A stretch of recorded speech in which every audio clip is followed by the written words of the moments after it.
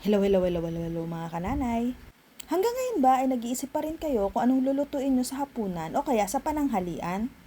Gusto mo ba yung mabilisang lutuan lang at hindi mo na masyadong hahagilapin ang mga sangkap? Pwes, samahan nyo ako magluto ngayon ng ating seafood sinigang. Ang una nga nating ginawa ay hiniwa-hiwa na natin ang ating mga aromatics gaya ng sibuyas, bawang at isinabay na rin natin itong ating mga kamatis.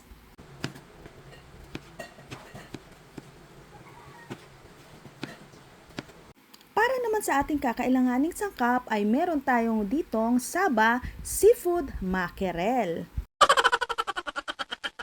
Pause nyo na lang tong video na to para makita nyo pa kung ano-ano pang mga sangkap ang kakailanganin. Una nga natin gagawin ay magpapainit tayo ng mantika. This time, use oil ang ginamit ko na pinagturituhan naman ng tilapia. Una nating ilagay itong mga sibuyas natin at magkaraan ng mga ilang segundo ay isabay na rin natin itong ating bawang. Pagsabay na natin silang lutuin hanggang sa lumabas ang kanilang mga aroma.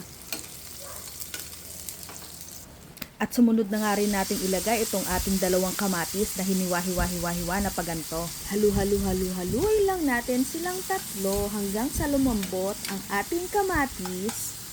At pagkatapos ay tubigan lang natin ng kaunti para hindi siya manikit at patuloy nating durug-durugin ang ating mga kamatis para lumabas ang natural asin nito at magbigay ng magandang kulay sa ating sinigang.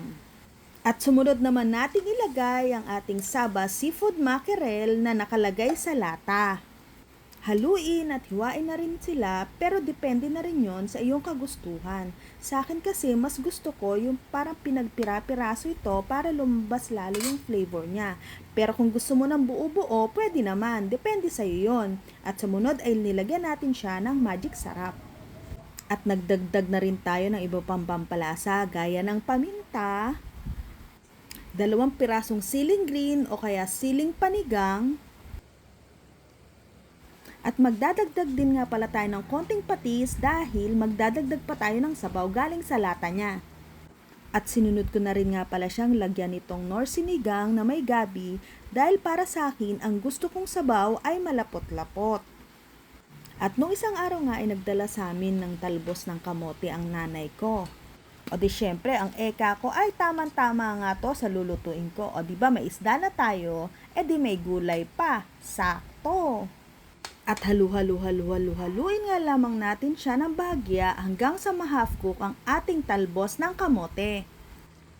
At naglagay din nga pala ako ng onion leeks dahil may natira ako kahapon nung nagluto ako ng ramen at ang sabi ko ay okay din to, masarap din to. O ayan mga kananay, luto na ang ating sinigang na seafoods. O diba, sabi ko naman sa inyo, ang dali-dali lang lutuin ito. At hindi pa ganun kagastos yung mga kailangan mong sangkap dito. Alam ko yung iba sa inyo ay nakakapagluto na rin ng gantong recipe. O kaya kung may iba ka pang style ng pagluluto dito, maaari bang i-comment mo naman below para rin matry ko at maipakita ko sa inyo. O ayan, tara na at simulan na natin ang pananghalian. Kumuha na kayo ng bahaw dyan at ako inyong saluhan. Literal na kanin lamig nga ang kinakain ko dyan kasi ngayon pa lang kami nagsalang ng sinaing.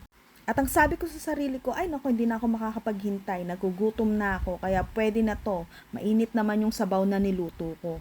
Kung hanggang ngayon ay nag-iisip ka pa rin ng lulutuin mo para sa hapunan o kaya sa pananghalian, ay try mo na to. At kung ikaw naman ay naharap na sa inuman, pwede mo ring gayahin yan bilang soup at maging pulutan.